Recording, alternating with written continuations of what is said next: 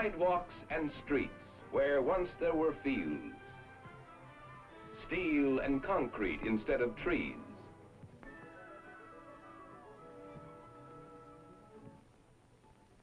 New York, Washington, Chicago, Philadelphia, Pittsburgh, American cities, big, bigger, biggest, all have one important thing in common.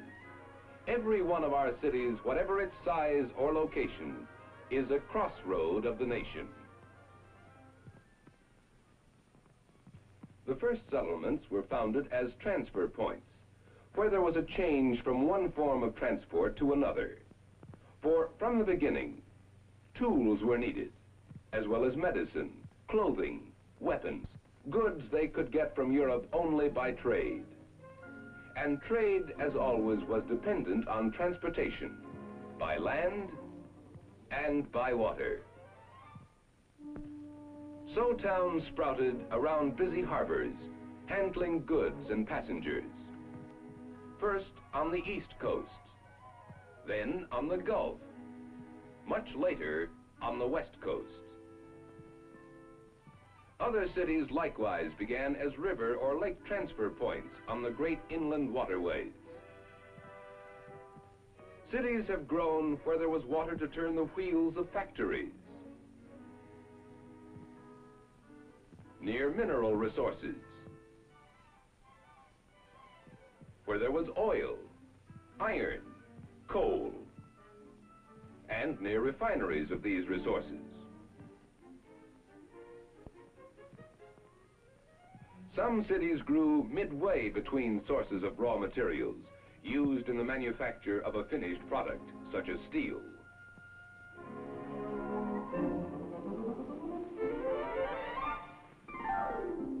Others grew near inland transfer points, where products of the surrounding rural region were brought to be stored or shipped to larger markets.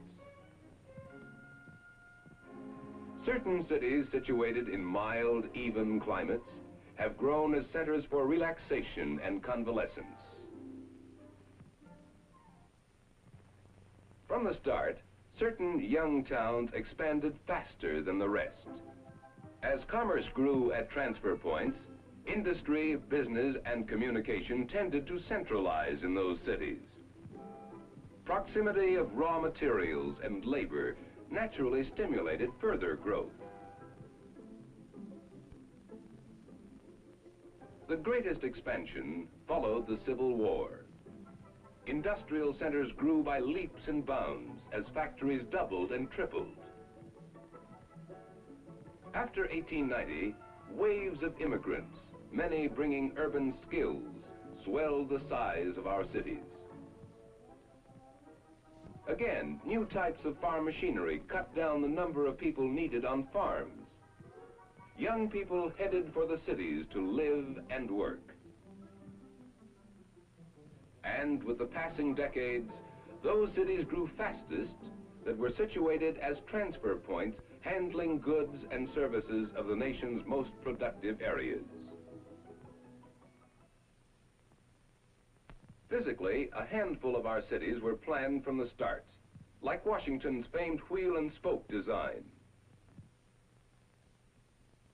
and the gridiron pattern, a popular 19th century city plan. But due to the incredibly rapid expansion, most cities outdistanced their planners, when there were any, and grew into a maze of complexity and confusion. This is the profile of a city, any city. To the left is the center of business. Next is apartments occupy the third zone. The fourth zone has single-family homes. When a metropolitan area grows, these zones expand to take in more area. Politically, metropolitan areas often straddle state and county boundaries. Include areas of many small political units, cities, villages, townships. There's overlapping, duplication, and conflict in government functions of these various units as regards highways, schools, water supply, and taxes. A city's problems increase with its size. Because of this lack of discipline, many of our large cities have paid a terrible price. High land values and crowded buildings, crowded streets, traffic jams and costly delays in distributing goods, a general decline in warm neighborly relationships.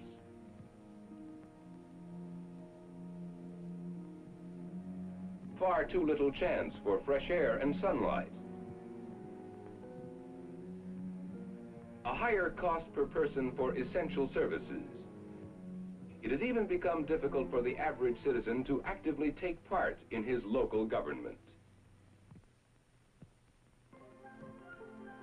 But we've come a long way to an exciting era. Reasons which determined the original location of cities, once so significant, no longer apply today. Factories can be built almost anywhere, since power can be made available anywhere.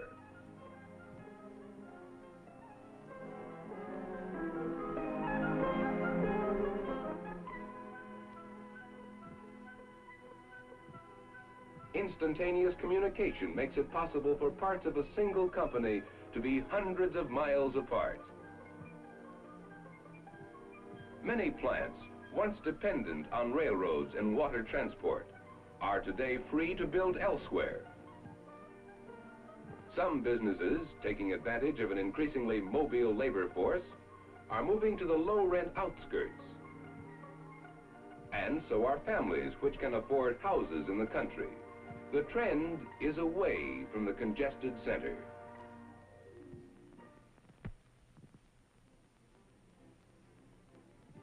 A difficult, perplexing job faces today's city planners. We must work within the limits of a basically rigid structure. Whole sections of buildings must be blasted to make way for new avenues and boulevards, new schools, new playgrounds, low-cost housing developments, more efficient, more healthy. Though plagued by such problems as health, housing, and traffic, the very size of a large city has certain definite advantages. In an abundance of special services, a variety of employment, up-to-date facilities, and a city with its large, interested audiences encourages a rich cultural life, concerts, art galleries, lectures, the theater.